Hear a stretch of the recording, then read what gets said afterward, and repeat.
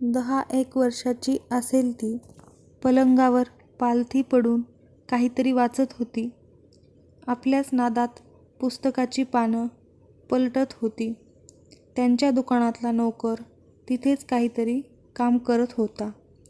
तिच्या लहानपणापासून त्यांच्याकडे कामाला होता तो. अगदी विश्वासू, वेळ पडली की काहीतरी आणून देणारा, दुकानातली, घरातली पडेल ती कामे करणारा तरुण होता. अजून लग्न झालेले नव्हते. त्याच्यासाठी मुली पाहतायत असं काहीतरी आई म्हणायची. तिला फार समजायचं नाही. तिला मांडीच्या मागच्या बाजूला हाताचा स्पर्श झाल्याचे तिला जाणवले.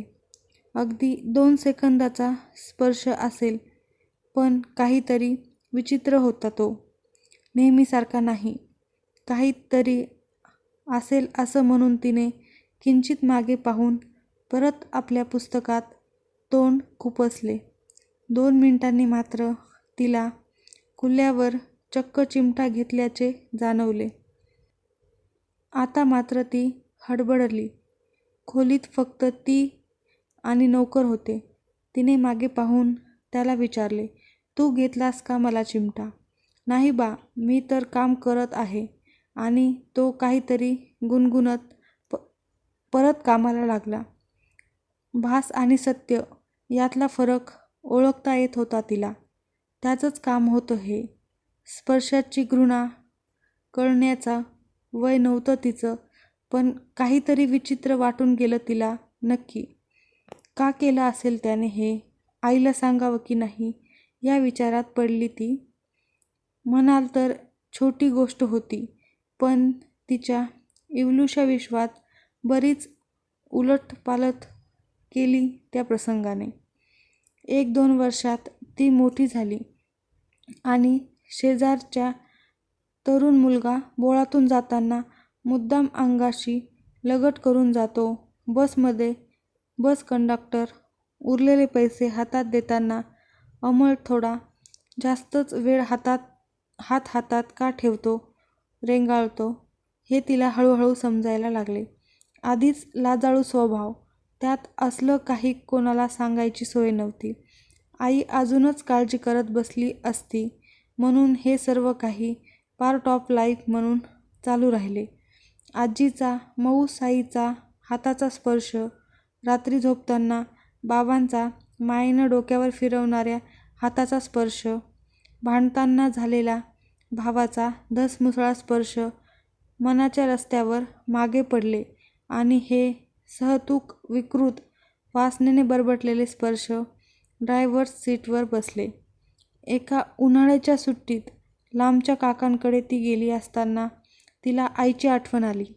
काकांनी तिचं रडणं थांबवायला तिला जवळ घेतलं आणि तिच्या अंगावरून त्यांचा हात फिरू लागला.